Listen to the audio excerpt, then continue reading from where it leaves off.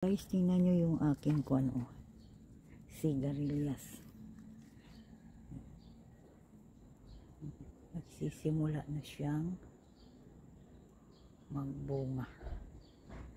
Makulay yung kanyang bulaklak. So, 3, 4, 5, 6 na sabay-sabay yung aking makukuha sa mga susunod na araw. Hindi lang pala, may 2 pala dito. Ito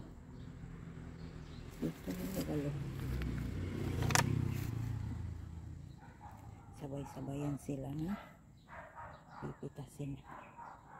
8 piraso, diba? May aantay na ako.